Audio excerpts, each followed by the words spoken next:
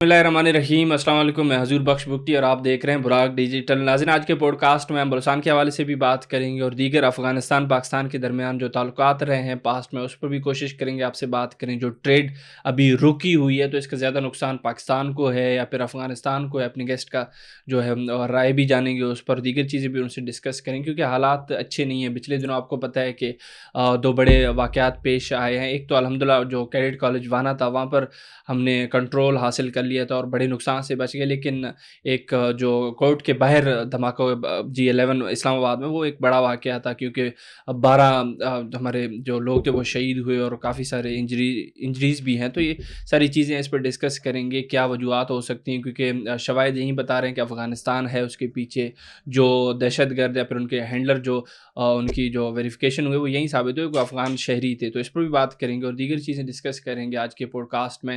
इन सारी चीज़ों पर बात करने के लिए मेरे साथ मौजूद हैं तानिया बाज़ाई साहिबा। से बात करते हैं। तानिया, खुशामदीद। Thank you. तानिया, सबसे पहले तो मैं चाहूँगा कि सोशल मीडिया पर जो प्रोपेगेंडा बलूचिस्तान के हवाले से चलता है, उस पर मैं चाहता हूँ आप बात करें, क्योंकि मीर यार बलोच एक ऐसा अकाउंट है जो धड़ाधड़ फेक पोस्टिंग करता है बज़ाहिर, और उसके हर पोस्ट से पता चल जाता है कि भाई ये भारतीय प्रोपेगेंडे पे काम कर रहा है और बलूचिस्तान के जो हालात हैं उसको मज़ीद ख़राब करने में उसका बड़ा किरदार है। मैं चाहता हूँ इस पर बात करें। देखिए बुख्ती साहब, मीर यार बलोच का अकाउंट इंडियन अकाउंट है। वो तो अल जज़ीरा ने बता दिया। अल जज़ीरा के एक जर्नलिस्ट ने, और अल जज़ीरा ने इसे पब्लिश भी किया है, हमने इसे काफ़ी हाईलाइट भी किया। तो अल जज़ीरा जैसे चैनल ने, जो एक बहुत ही रिनोन्ड और दुनिया में माना जाना हुआ चैनल है, अल जज़ीरा ने कहा है कि मीर यार बलोच का जो अकाउंट है वो ऑपरेट हो रहा है इंडिया से, लेकिन इसमें इजराइल भी इन्वॉल्व है। तो उन्होंने खुद शवाहिद के साथ ये बता दिया मीर यार का। और मीर यार ने हमेशा सेपरेटिस्ट बलूचिस्तान और आज़ाद बलूचिस्तान पे काम किया है। तो सबको पता है कि मीर यार बलोच का अकाउंट इंडिया, वो जो उसका हैंडलर है वो इंडियन है, प्लस इजराइल भी इसमें इन्वॉल्व है। तो मुझे नहीं लगता मीर यार बलोच के अकाउंट को या मीर यार बलोच जो ट्वीट करते हैं उसको हमें इतना सीरियस लेना चाहिए। स्पेशली अल जज़ीरा के इंकशाफात के बाद तो बिल्कुल भी हमें मीर यार बलोच के अकाउंट को सीरियस नहीं लेना चाहिए। वो तो आई थिंक कितने सालों से लगा हुआ है। इतना उसने हाइप क्रिएट की थी ट्विटर पे, सोशल मीडिया पे, कि बलूचिस्तान को बिल्कुल पाकिस्तान से आज़ाद कर दिया था एक टाइम पे। तो बाद में जब अल जज़ीरा के जर्नलिस्ट ने इस पे अपनी जो डीप इन्वेस्टिगेशन की, तो उनको पता चला कि मीर यार बलोच तो बंदा ही बलोच नहीं है, ना ही उसकी आइडेंटिटी ही कुछ और है, वो तो कहीं और से बैठ के ये अकाउंट चला रहा है। तो ये है, मीर यार बलोच को आप लगे रहने दे, उसकी रोटी लगी हुई है पाकिस्तान के ख़िलाफ़। जो भी बात करता है, 2 वक्त का खाना उसको मिल रहा है, उसको करने दे। है वो इंडियन हैंडलर अकाउंट है, इसको सीरियसली नहीं लेना चाहिए। बिल्कुल तानिया, इससे मिलता जुलता एक और प्रोपेगेंडा भी सोशल मीडिया पर देखा जाता है। BNM के हवाले से आपने बहुत पहले भी बात की पॉडकास्ट में, हालांकि मुझे खुद भी याद है, मेरे साथ ही आपने चीज़ें डिस्कस की थी, लेकिन आजकल भी ये सोशल मीडिया पे चल रहे हैं। 13 नवंबर को ये एक शोदा डे मनाते हैं। फिर ये चीज़ें बाद में बलूचिस्तान अवाम को भी मुतासर करती हैं, क्योंकि जो दहशतगर्द होते हैं उनको ग्लोरीफाई करने की कोशिश करते हैं, उनको किसी न किसी तरीके से बताते हैं कि भाई ये हमारे हीरो थे। हालांकि दूसरी तरफ अगर हम देखें तो इन्हीं के हाथों हमारे बलूचिस्तान की कितनी जो होनहार जो ऑफिसर्स थे वो शहीद हुए। अगर DC जाकिर की बात करें, AC हिदायतुल्लाह की बात करें, मेजर अनवर काकड़ की बात करें, या फिर दीगर सिब्तैन अभी हमारे मेजर थे वो भी शहीद हुए। तो इनके हमलों से बलूचिस्तान के अवाम को बहुत नुकसान हुआ है। तो ये कैसे वो हीरो हो सकते हैं? वो तो वायलेशन फैला रहे हैं, वो टेररिज्म फैला रहे हैं। देखिए बुख्ती साहब, मैं सोशल मीडिया देख रही थी, ये 30 नवंबर का जो ये शोदा डे बना रहे हैं, तो ये शोदा हटा के इसको टेररिस्ट डे कर दें तो ज़्यादा अच्छा है। ये दहशतगर्दी का दिन बनाएं, क्योंकि ये जिन टेररिस्ट को शोदा बना के पेश कर रहे हैं वो कभी शहीद कहला नहीं सकते, ना ही उनको कभी जन्नत मिल सकती है। ठीक है, तो जिन शहीदों का ये रोना रोते हैं 13 नवंबर को, चाहे वो BNM हो, चाहे वो BYC हो, चाहे फितनाल हिंदुस्तान हो, चाहे जितनी भी दहशतगर्द तंजीम हो, उनके सहूलतकार हो, जो भी बलूचिस्तान सेपरेटिस्ट मूवमेंट पे है, अगर ये 13 नवंबर को शोदा डे बना रहे हैं तो उसको नाम चेंज के ये दहशतगर्दी का डे बनाएं, क्योंकि इनके जो लोग जानम वासिल हुए हैं वो शहीद की कैटेगरी में नहीं आते। शहादत एक बहुत बड़ा रुतबा है। शहादत का अल्लाह ताला ने और हमारे इस्लाम में शहीद को बहुत बड़ा रुतबा दिया है। ये तो ये किन को शहीद कह रहे हैं? शारी बलोच को, जिसने खुद को बम से उड़ा दिया और मासूम चीनियों को शहीद किया, वो कभी शहीद कहला सकती है? ये तो आप शहीद की बेहुरमती कर रहे हैं, ये तो आप लव शहादत की बेहुरमती कर रहे हैं। महल बलोच, आप खुद सोचें, خود کو بم سے اڑا دیا, خودکشی بھی کر لی, اوپر سے جو معصوم لوگ تھے ان کو بھی شہید کر دیا. یہ کون سی شہادت ہے؟ مجھے شہادت کی ڈیفینیشن بتا دے. تو یہ جو 13 نومبر کو یہ لگے ہوئے ہیں کہ بلوچ شودا ڈے, ٹھیک ہے, تو یہ بلوچ شودا ڈے سے آپ اس کو کنورٹ کر کے بلوچ ٹیررسٹ ڈے کر دیں, یا جو بلوچ آپ کے جو دہشت گرد وارداتوں میں مارے گئے وہ کر دیں. شہید کا بہت بڑا رتبہ ہے, شہید کا نام استعمال نہ کریں, اس میں آپ سب بھی گناہ کے زمرے میں آئیں گے اور کچھ نہیں ہوگا. تو یہ ہے کہ ایک پروپیگنڈا ہے بگٹی صاحب, آپ کو پتہ ہے کوئی شہید وہی دن میں نہیں ہوا, سب ملیٹنٹس ہیں, وارداتوں میں مارے جا چکے ہیں, تخریب کاریوں میں مارے جا چکے ہیں, اور کچھ نے خود کو اڑا دیا بم سے, کچھ کو BLA نے خود مار دیا, کچھ کو کیا ہو گیا, کچھ کو کیا ہو گیا. تو یہ ہے کہ 1000 سال اور بھی گزر جائے, ان کو آپ شودا والا ٹائٹل نہیں دے سکتے. یہ دہشت گرد, once a terrorist is always a terrorist and you cannot call them شودا. آپ ان کو شہید یا شودا نہیں کہلا سکتے, یہ آپ شہید کی بے حرمتی کر رہے ہیں. تو یہ سوشل میڈیا پہ آپ کو پتہ ہے کہ یہ ایک ان کو فنڈنگ ہوتی ہے, آپ ریاست پاکستان کے خلاف بس پروپیگنڈا کریں. ٹوٹل ان کی 20 سے 25 ٹویٹر اکاؤنٹس ہیں جو کہ بار بار ایک ہی ٹویٹ کر رہے ہوتے ہیں, بار بار ایک ہی بات ریپیٹ کر رہے ہوتے ہیں. اور پوری دنیا میں 13 نومبر کوئی ایسا ڈے نہیں ہے, انہوں نے اپنا ڈے بنایا ہوا ہے. فادر ڈے, مدر ڈے, سب ڈے کا سنا تھا میں نے, لیکن یہ جو اقبال ڈے کا بھی سنا تھا, پاکستان ڈے کا بھی سنا ہے, لیکن یہ شودا بلوچ شودا ڈے نہ کتابوں میں ہے, نہ اخباروں میں ہے, نہ ہسٹری میں ہے. یہ ان کا اپنا کوئی انڈیا کا اسکرپٹ ہے جو یہ فالو کر رہے ہیں. بالکل تانیہ, اگر دیکھا جائے ان کے جو سوشل میڈیا اکاؤنٹس ہیں وہ بھی دن بدن سسپینڈ ہوتے جا رہے ہیں. یہ بھی ثبوت ہے کہ بھائی جو انٹرنیشنل کمیونٹی بیٹھی ہوئی ہے, جو چیزوں کو لک آفٹر کرتی ہے, ان کو بھی ان کے جو حرکات ہیں وہ صحیح نہیں لگ رہے ہیں, مطلب انلیگل لگ رہے ہیں. تو یہ چیزیں واضح ہیں. ابھی اگر میں اختر جان مینگل کے جو بھائی ہیں جاوید مینگل, وہ بھی ایک تنظیم ہیڈ کرتے تھے, تو ہم براک ڈیجیٹل بیٹھ کر ان کو بہت بار ہمارے گیسٹوں نے ایکسپوز کیا. ان کے جو پروپیگنڈا لے کے چل رہے تھے بلوچستان کے خلاف, وہ اس کو بار بار ڈسکس کیا, عوام کو بتایا. شاید اس وجہ سے ان کا بھی اکاؤنٹ سسپینڈ ہوا. میں چاہتا ہوں آپ اس پر بھی بات کریں. ہاں, جو جاوید مینگل ہیں وہ اختر مینگل کے بھائی ہیں, اور وہ لشکر بلوچستان کے سربراہ ہیں, جو کہ ایک دہشت گرد تنظیم ہے. باقاعدہ اس کو لیڈ کر رہے ہیں, باقاعدہ اس میں وہ آپ کہیں کہ سربراہ ہے اس کے. ان کا اکاؤنٹ بھی سسپینڈ ہو گیا ہے کیونکہ کھاتے پیتے یہیں پر ہے, ارب پتی کرب پتی یہاں پہ ہو گئے, بڑی بڑی گاڑیاں یہاں سے انہوں نے لی ہیں, بڑے بڑے محل بنائے ہیں, آدھے دبئی کے مالک ہیں. تو اگر آپ اس ملک میں رہ کر بھی اس ملک کے ساتھ آپ اتنی زیادہ آپ ایک ٹریٹر بن گئے ہو, اور آپ ملک کے خلاف اتنا زہر اگلتے ہو, پھر تو آپ کو میں تو کہتی ہوں ایک عبرت کا نشان بنانا چاہیے. اکاؤنٹ سسپینشن تو بہت چھوٹی بات ہے. بالکل میں کہتی ہوں جتنے بھی ہیں ان سب کے اکاؤنٹ سسپینڈ کیے جائے, جو ریاست پاکستان کے خلاف ہر وقت زہر اگلتے رہتے ہیں, جو ہر وقت اس ملک کو برا بلا کہتے رہتے ہیں, کھاتے پیتے یہاں پہ, ان کو شرم نہیں آتی, کھانا بھی یہاں, پینا بھی یہاں, سونا بھی یہاں, گند بھی یہاں کرنا ہے, سب کچھ یہاں کرنا ہے, اور پھر اسی ملک کے خلاف آپ نے زہر بھی اگلنا ہے.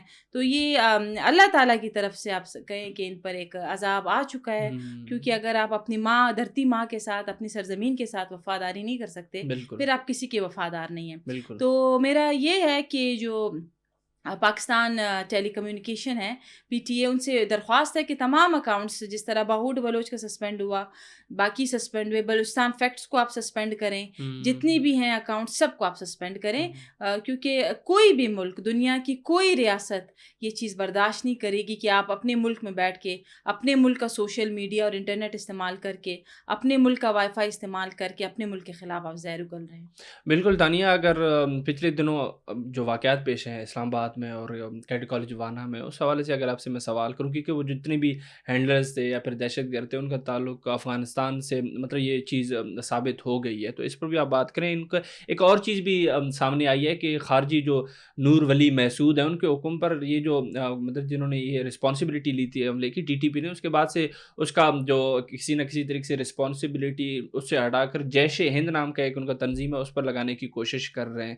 تو آپ ان ساری چیزوں کو کیسے دیکھتے ہیں, اور جو ٹریڈ خاص طور پر افغانستان اور پاکستان کا بند ہے, میں چاہتا ہوں اینڈ پہ آپ یہ بھی بتائیں کہ اس کا زیادہ نقصان افغانستان کو ہے پھر پاکستان کو؟ دیکھیں بگٹی صاحب, جو آپ نے واقعات کی بات کی پچھلے دنوں, بہت ہی ہم اسلام آباد بہت بڑی تباہی سے بچ گئے, اسپیشلی اسلام آباد کچہری. اور جو وانا کے کیڈٹ کالج میں ہوا, وہاں پہ بھی ہمارے سیکورٹی آفیسرز نے بہت ہی زبردست کارروائی کر کے بچوں کو بچایا ہے, جو کہ بہت ہی میں کہوں گی ان کو اپریسیشن ہمیں دینی چاہیے. بس یہ دہشت گرد تنظیمیں ایک دوسرے پہ الزام لگا رہی ہے, لیکن جو ان کا سرغنہ پکڑا گیا ہے, جو اسلام آباد بلاسٹ میں انوالو تھا, اس نے خود کہا ہے کہ افغانستان سے ہم نے ٹریننگ لی ہے, افغانستان آتے جاتے رہے ہیں, اسلحہ بھی افغانستان نے پرووائڈ کیا, سرزمین بھی افغانستان کی استعمال ہوئی, پلاننگ بھی وہاں ہوئی, اور یہ کافی 10-12 چکر بھی لگا چکا ہے افغانستان کے اس بلاسٹ سے پہلے. تو اب یہ بتائیں افغانستان حکومت کی یہ کیسے ڈینائی کر سکتی ہیں کہ ان کی سرزمین پاکستان کے لیے استعمال نہیں ہو رہی دہشت گردی کے لیے. ابھی تو واضح ہو گیا, ان کا سرغنہ پکڑا گیا ہے, تو کیا کیا چیز یہ ڈینائی کریں گے. مزید ہوا تو میں نے پہلے بھی کہا ہے کہ Pakistan will not spare them any more. یہ اگر یہ مزید یہ انہوں نے کنٹرول نہیں کیا اپنے TTP کو, تو maybe Pakistan will hit the Kabul very soon. تو یہ ہے کہ اگر آپ نے ٹریڈ کی بات کی, ٹریڈ میں تو یہ ہے کہ دیکھیں ٹریڈ ایک ایسی چیز ہے میری نظر میں, بزنس ہوتا ہے, businessman is a businessman. Trade سے دونوں ملک کو نقصان ہے, کیونکہ کافی چیزیں وہاں سے ہم لے رہے ہیں, کافی چیزیں یہاں سے وہاں جا رہی ہے. تو یہ ہے کہ ٹریڈ وہ چیز ہے جس پر آپ, میں کہتی ہوں کمپرومائز اگر ہم نہ کریں تو اچھا ہے, لیکن اب حالات ایسے ہیں کہ ہم ان کے لیے بارڈرز نہیں کھول سکتے, کیونکہ بارڈرز کھولیں گے ہمارے لیے نقصان ہے. لیکن ہر ملک کے ساتھ جو اگر ٹریڈ جو ہے وہ ایک ایسی چیز ہے کہ وہاں سے کچھ چیزیں ایسی یہاں پہ آتی ہیں جو ہمیں ضرورت ہے, ہماری طرف سے ایسی چیزیں جاتی ہیں جو ان کو ضرورت ہے. تو یہ ابھی کی سچویشن میں مجھے نہیں لگتا ہمیں ٹریڈ کرنی چاہیے, بارڈرز کلوز ہی رہیں جب تک حالات ٹھیک ہوتے ہیں. بالکل تانیہ, میں بھی آپ کی اس بات پہ ایگری کرتا ہوں. ٹریڈ تو ٹریڈ ہے, دونوں ملکوں کو نقصان ہوگا اگر وہ زیادہ دیر تک اگر بند رہی تو. تانیہ آخر میں چاہوں گا کہ آپ 27ویں ترمیم کے حوالے سے بھی بات کریں. وہ منظور ہو گیا الحمدللہ, لیکن میں چاہتا ہوں کہ آپ اپنا پوائنٹ آف ویو سامنے رکھیں. آپ کیسے دیکھتے ہیں اس ترمیم کو اور دیگر کچھ اور چیز میں, کیونکہ آپ کی جو وابستگی ہے وہ یہیں مطلب لاء سے ہے, یہیں جوڈیشل سسٹم سے ہے. تو میں چاہتا ہوں آپ اس پر بھی بات کریں. کچھ ججز ہیں جنہوں نے استعفیٰ دیا ہے, ان کے اس اقدام کو آپ کیسے دیکھتے ہیں اور کیا وجوہات ہو سکتی ہیں آپ کی نظر میں؟ یہ ڈیسیجن ان کا صحیح تھا, پرسنل تھا, یا پھر کیا وجوہات ہو سکتی ہیں؟ دیکھیں بگٹی صاحب, 27ویں ترمیم ہماری جوڈیشری کے لیے, اس کی اسٹرینتھننگ کے لیے بہت اچھی ہے. ججز نے اس لیے استعفیٰ دیا کیونکہ ججز کی ریٹائرمنٹ کو 6 مہینے رہ گئے تھے, اور اس ملک میں سب کو ہیرو بننا ہے, ٹھیک ہے, سب کو ٹک ٹاکر بننا ہے, سب کو میڈیا پہ آنا ہے, سب کو فیمس ہونا ہے. ہر بندہ یہ آج کل چاہتا ہے, چاہے وہ جج ہو, بیوروکریٹ ہو, XYZ ہو, کہ میرا ٹرینڈ چلے ٹویٹر پہ 3 دن اور میرا ایک فیم بنے, ٹھیک ہے. تو مجھے یہ بتائیں کہ 27th امینڈمنٹ میں ایسی کیا برائی ہے؟ اگر آپ کے پاس کرمنل کورٹس ہیں, سول کورٹس ہیں, فیملی کورٹس ہیں, فیڈرل شریعت کورٹ ہے, تو فیڈرل کانسٹیٹیوشنل کوڈ بنانے میں ایسا کیا گناہ ہو گیا؟ آپ کے کتنے ہزار کیسز پینڈنگ ہے, ٹھیک ہے. اگر آپ کی کانسٹیٹیوشنل میٹرز وہاں جا کے ڈیسائیڈ ہو تو اس میں جوڈیشری کو کیا نقصان ہے, ان ججز کو کیا نقصان ہے؟ اب اگر آپ سے سو موٹو کی پاور لے لی گئی, اس کی وجہ یہ تھی کہ آپ نے ایکسپلوٹیشن کی ہے. دیکھیں اس ملک میں جو بھی کرسی پہ ہے, جس کے پاس پاور ہے, اس نے اس پاور کا غلط استعمال کیا ہے, چاہے وہ کوئی بھی بندہ ہو, ٹھیک ہے. تو یہ ہے کہ اگر یہ کہتے ہیں کہ ہم سے پاورز لے لی گئی ہے, سو موٹو میں آپ مجھے یہ بتائیں, یوسف رضا گیلانی کو 2012 میں انہوں نے گھر بھیجا, تک بنتا تھا؟ نہیں بنتا تھا. پھر نواز شریف کو انہوں نے گھر بھیجا 2017 میں, کوئی تک بنتا تھا؟ نہیں بنتا تھا.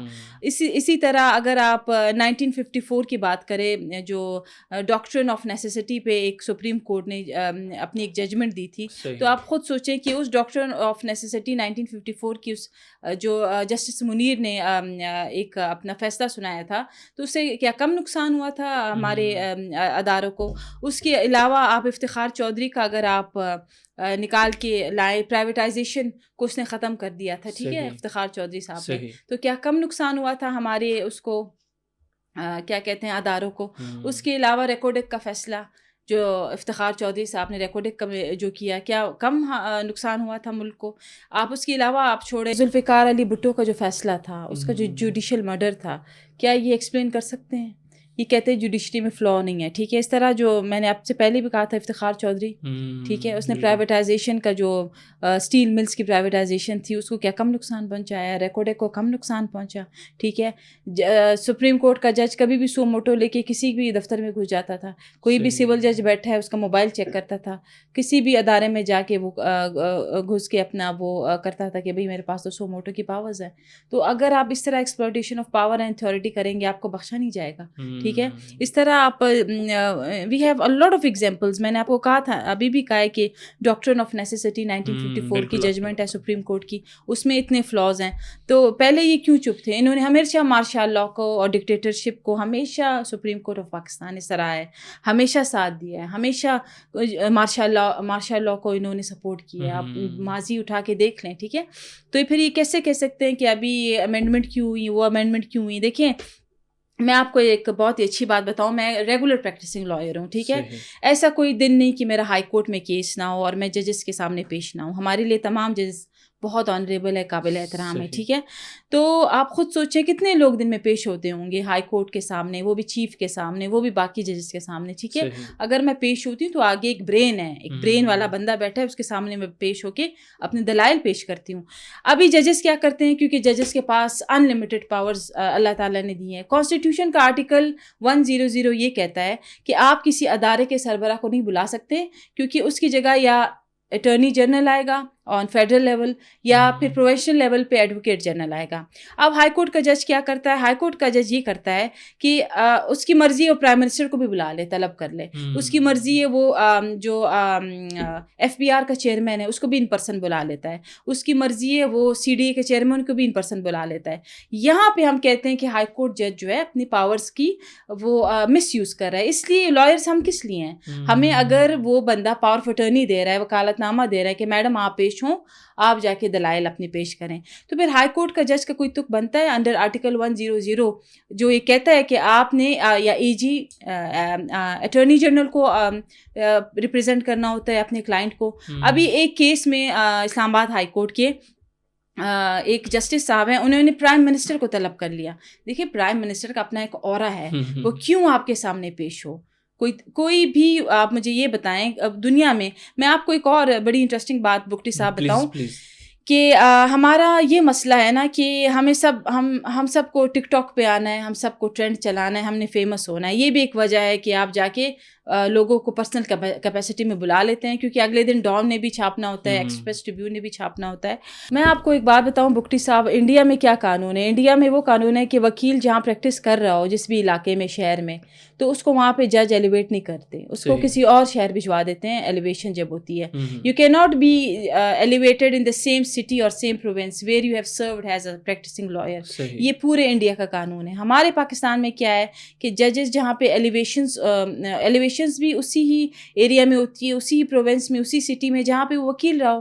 اب جہاں پہ وہ وکیل رہا ہے ظاہر اس کے پیچھے چیمبر ہے, ایسوسیٹس ہیں, پارٹنر چیمبر پارٹنرز ہیں, لنکس ہیں, کنیکشنز ہیں. پھر وہی جونیئرز, وہی ایسوسیٹس اسی جج کے سامنے پیش ہوتے ہیں, اور جب اسی جج کے سامنے پیش ہوتے ہیں تو آپ خود بتائیں کہ پھر کس طرح کے فیصلے اور کس طرح کے وہ ججمنٹس دیں گے. تو یہ ہے کہ 27ویں ترمیم ہمارے لیے جوڈیشری کے لیے ایک بہت ہی بڑا اقدام ہے. اور ججز مجھے نہیں پتا کیوں انہوں نے ریزائن کیا, کیونکہ وہ ریٹائرمنٹ کے بڑے قریب تھے اور 6 مہینے بعد ریٹائر ہونا تھا. اگر یہ واقعی اتنے ہی اچھے ججز ہیں تو پھر یہ پینشن نہ لیں, جو 22 لاکھ اب ان کو پینشن ملے گی منتھلی, اور جو بھی ان کو مرتے دم تک ان کو پیٹرول بھی فری ہے, مرتے دم تک ان کو سیکیورٹی بھی دی جاتی ہے. تو میرا ان ججز سے یہ ریکویسٹ ہے کہ اگر واقعی یہ ملک کے ساتھ انہوں نے عوام کے لیے کیا ہے تو پھر یہ 22 لاکھ پینشن بھی نہ لیں, اور جتنی بھی ان کو فیسلٹیز ریٹائرمنٹ کے بعد دی جائیں گی وہ بھی انکار کر دیں. بالکل تانیہ, بہت اچھا لگا آج آپ سے بات کر کے. بلوچستان کے حوالے سے بھی آپ نے بات کی, اور افغانستان اور پاکستان کے جو تعلقات ہیں آپ نے بہت اچھے سے ڈسکس کی. امید کرتے ہیں کہ پوڈ کاسٹ دیکھنے والوں کے لیے بھی کافی انفارمیٹیو رہے گا, کیونکہ آپ نے اینڈ پہ جو 27ویں ترمیم کو لے کے کافی ڈیبیٹ چل رہا ہے اور منظور بھی ہو گیا ابھی, تو بعد میں آپ کے ہی اپنی فیلڈ سے کچھ ججز نے استعفیٰ دیا, اس پر بھی آپ نے اپنا پوائنٹ آف ویو رکھا. امید کرتے ہیں دیکھنے والوں کو یہ پوڈ کاسٹ کافی انفارمیٹیو لگا. بہت بہت شکریہ.